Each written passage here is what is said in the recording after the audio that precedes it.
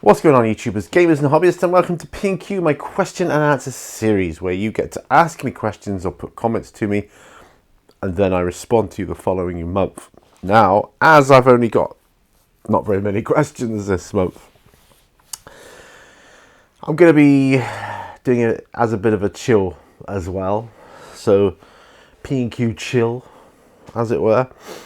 Now, I have two questions that were left from last month's episode.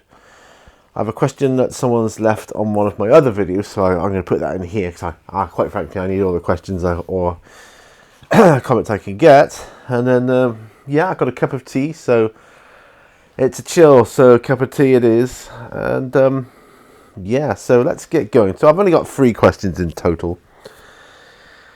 So I'm going to start by just saying I've got a guy that I ordered for my D&D.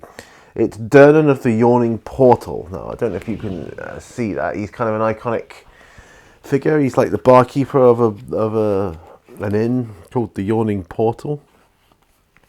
He's quite renowned in the D&D world. So I'm even tempted that at some stage maybe I'll get another one of these just to keep on the shelf. But I'll put this one together and paint it. I'll show you this one in more detail later. My friend came around last night and he brought... I'll just take the lid off to show you his copy of Fallout. He didn't ask if I could paint the miniatures in it, which I was surprised at. Although I'll say to him, do you want me to paint them or not? Now, what his big thing was can you work out how to play the damn thing and then let me know later? Because he's a pretty busy guy. And, it makes sense. I'm into gaming, so I'll look out for that. The rules on that playthrough, it doesn't look like there's too many rules. He seems to think it's more complicated than it needs to be. We'll see. I don't know. We'll see about that. But anyway, yeah. So I have, like I say, I've got 3 questions here. Okay, I have my tea. I did a car cast yesterday at the time of recording this and put that up. So that was nice to do one of those again. I wasn't able to do them, you see, for the longest of the time because my phone wasn't connected to my laptop. It just wasn't having it. For some reason, I don't know why. And I'm not that bothered, to be truthful. But I got my wife's old phone that she doesn't use anymore. And I'm just going to use that for doing car casts or anything of that nature. So that's good. Anyway, let's start with one of the questions on here. The first one, it comes from Tiny War Games, and I believe, and I don't know for sure, but I believe it was a comment on one of my On the Bench repeat episodes. I'm pretty sure it was. It says, have you ever washed your brush in your tea? The answer is, I've not fully washed it. I've dipped it in, got it wet. I thought, oh, bugger, wrong one. So yeah, I suppose the answer then is yes, I have, but not fully, and swished it round and then gone to drink it or anything like that. But I've just literally dipped the end in the tea and thought, oh yeah, I think most of us have done that at some point. I'm pretty careful. Now it's easier for me because I've got a bowl of water that I use, like a bowl, like a small, really small breakfast bowl. And I use that, so that works well for me. And then obviously my mug of drink is it's easy to differentiate between the two. So I've gone to do it several times though in my mug. But then I look at the mug and think, the mug, that's a mug, that's a drink. No. The bowl is where I wash my... Actually, I've got a bowl and a jar. And the jar is for the metallics. So every time I use metallics, I wash it out in that. So I can keep the metallic water away from, contaminating the brush, and then thereby any future paints it may use. So I do that. So yeah. So it was first time I'd seen my friend last night. So that's that question. Thank you, Tiny War Games. So I'm very random, and I just go on. First time I've seen him for ages, and he's just started a new job. He's got a new job, and he's quite. He lives kind of in a different world with jobs to most people. Such a high-end kind of role. We're talking like in charge of global teams and things like that, and I'm thinking, wow, that really is big time. But it does mean time is kind of his money. So, but as with all of us, I think time is the new money, to be truthful. Anyway, got this Fallout game because he loves the video game. Now, another reason he specifically wanted me to look at this and give my thoughts on it. Lift the whole box up this time. This game right here is because I have no knowledge of the video game, and he thought that like an outside perspective would be good. So that's what I'm going to do. I shall give it my all. I'm going to ask him, do you want me to paint the miniatures? Because I find it, hard to play a game with unpainted miniatures. So I just find it difficult. I will ask him. I'll see what he says, Anyway, let's move on to my next question. It comes from Underdog Painting. Hey, Buzzer. How you doing?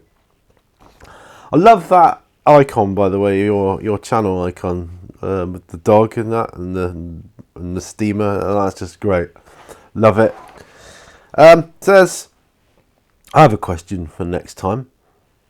So, contrast paints. What's your opinions on them? For me, they're not for beginners, as you need to have a level of brush control and skill. My opinion is, I agree, you do need a certain level of brush control and skill. However, I think they're more beginner friendly than, say, any of the other paints, because you can just slap a load of things on it. Alright, it might not look the best, but it would look better than if you did that with normal paints, I feel. But you're also right. I think there are many different levels you can use this at. I like to use it for the odd thing here and there. I love to use it for flesh and leather, things like that. Say flesh though, typically on a model, it would just be the face and hands or whatever, or maybe the arms. So yeah, you need a level of brush control when you're doing it, not to get it onto the others spots, because it's not so easy to tidy up a contrast paint, I don't think, than it is a normal paint, because you need the underlayer of whatever light primer you're using, whether it's Gracia, Corax White, whatever. I like, if I have a black primed model, if I put white grey on it, I've got a Vallejo model colour, white grey, absolutely brilliant. I get my best results from that, and that's what I'm sticking with. So if I want to do, there's a model now I've just been working on. It's not finished, but it's just it's a model for my Call of Cthulhu games, just like a female investigator, really. But the only skin on her is like her face, neck, and hands from the wrists outwards. Okay, so I thought it doesn't matter what I prime the model, I'll just prime it quickly. And then I put the white grey on the hands and the face. Then I can put like my Gilliman flesh or dark tone flesh, whatever it may be, on the contrast.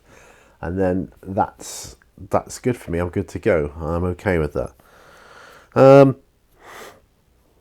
So yeah, you do need a level of brush control, and I also think that there's going to be many different ways you can use contrast paints, not in the way they were initially intended. You know, I think people in this community are great at finding alternative uses for things.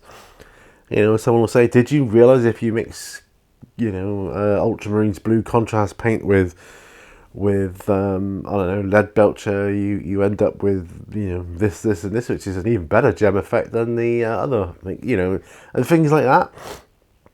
And I just think that's great, and I always enjoy seeing videos and tutorials of that nature.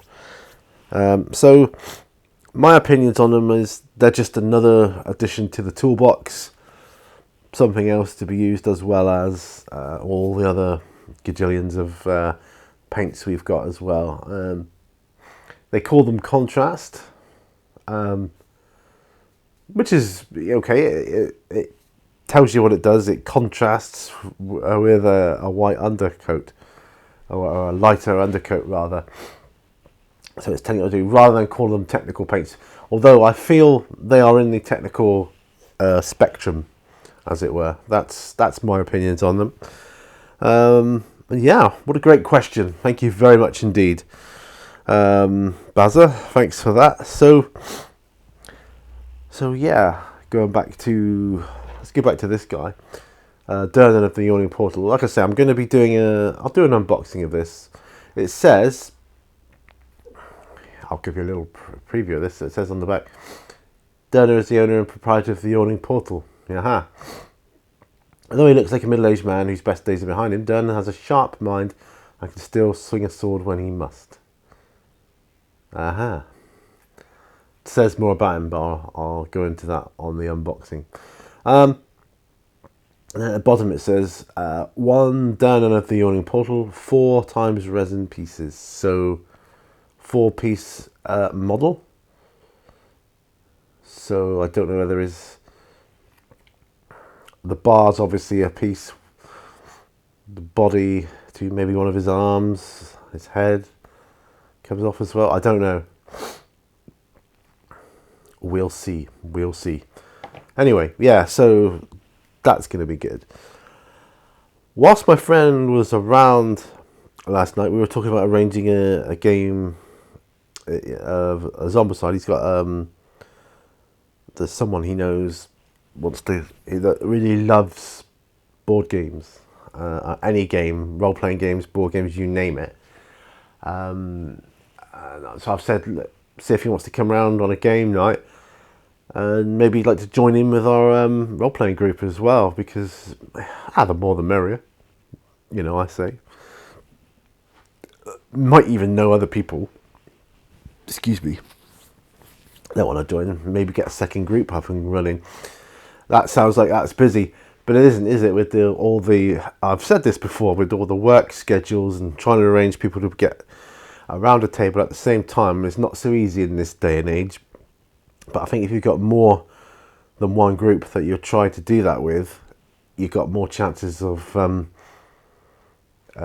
getting a game going. So yeah, so I've just I've not long done a one shot with Call of Cthulhu recently, and I thought if we could get another group going, I could run that again with them, which might be kind of cool. And that would be, yeah, I'd enjoy that, I think. Yeah, I think so. Anyway, let's see what the last question here I have is.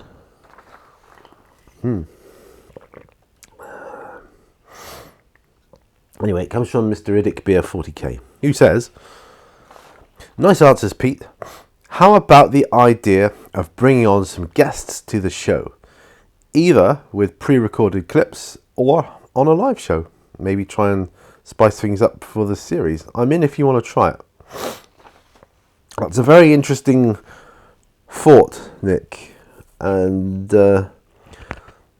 it's something I'm going to have to think about in some detail, because that has the potential to be quite really good. I think it does. I'll give it some thought of how I might try and go about that. I've thought before of having someone on, not just people anyway, but just getting the odd other person involved. Maybe if I could I want to work out a format for it, see how that would go. I've tried the live thing before. That's done quite well, actually. I've done it a couple of times, I think. I've done 2 live P&Qs before. Of course, the only trouble with the live stuff is it's not everyone can see it live at the same time, which is, it's just one of those things, and that's fair enough. Definitely we need to do something with this series. I even thought the other day about maybe I should go back to doing it weekly. I don't know. The reason I came to monthly is because I wasn't getting the questions. I felt that if I put it to monthly, it would give people a lot longer to get around to watching the video, or maybe just putting their comments down. But that doesn't seem to have worked out quite as I was hoping, but that's okay. So going back to a weekly format has crossed my mind. I don't think I'm ready to give up on it just yet, or just have a break, because I like it. It's just easy. See, initially it was just to turn the camera on and answer some questions, and that's it. Minimal editing, minimal fuss, minimal this, that, and the other. But things change and they evolve, and it's it's just one of those things that changes over time, and it needs to change over time. But there's a lot of P&Qs. I've done them a long time. I've enjoyed a lot of questions. I've had a good time, and I've enjoyed myself. It's been really good. So, I will definitely give that some serious thought. So, definitely. Thank you for mentioning it. I really do appreciate that. Okay.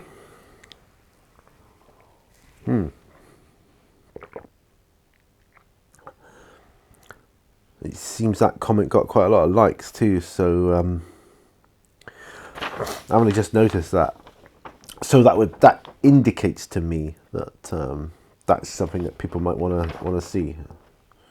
Yeah, I think another thing I was thinking of was like going back to. Do you remember my YouTube channel of the week series? I wanted to kind of start that up again, or do something similar, but maybe do it kind of on this show. So say this went back to being weekly. On the weekly P&Q, there will be one of the people who ask questions, and they will get their channel shouted out and hopefully promoted to everyone else to go check out. And if I could do that in a better way, or a good way, I think that might work too. So I've got things going around my head, my brain, my poorly brain at the moment, and we'll see how that comes about. I don't know if you can hear that, seagulls, but quite near the ocean here, so it's known as the Ocean City anyway, Plymouth. So last night I was here. My friend was where you are now, Mr. Camera. He was sat over there, and I was sat here, same chair, with the green screen behind me. And sorry about the green screen video, by the way. I filmed a load of stuff for it, and the microphone wasn't plugged on. The sound is hideous. I can't listen to it, and I put a lot of effort into it, actually, which is why I haven't got around to doing it again. I am going to do it again, redo it, but when I got time. I've had a few issues at work lately as well, which has taken up my time and efforts. So we'll do that. We'll do that when I can. I'm still looking for another job, by the way. It's hard. Oh, excuse me. I've got one. See, where I am is permanent, and I got a chance to go in a production job somewhere else, but it's only temporary, and I don't know if that's worth it. I don't know, but yeah, we'll see. I just need something different. I really do. I'm just fed up where I am now. I'm just so bored, and it's time. You know, like feeling when it's time to. Like, do you know, I've been there a year already at Sainsbury's. A year last week. Like, wow, time goes. Yeah, time to be moving on. I'm one of those people. I got the wanderlust. Just me. Anyway, this is P&Q. This has been a fab episode to do. I've strung it out quite a bit, considering I haven't had many questions. I think I'm quite good at that. 3 questions. There they are. All printed out. I even printed them out. At least it was on one page, and I printed out the font in a bigger writing so I could read it easier. It does actually make a difference, a huge difference. Don't need glasses to read it. I usually put it in font size 12. I put it in 14 this time because there wasn't that many questions. That worked out quite well. Anyway, remember guys, all brushes lead to what? See you on the next video. Take it easy, man. Bye for now. Bye-bye.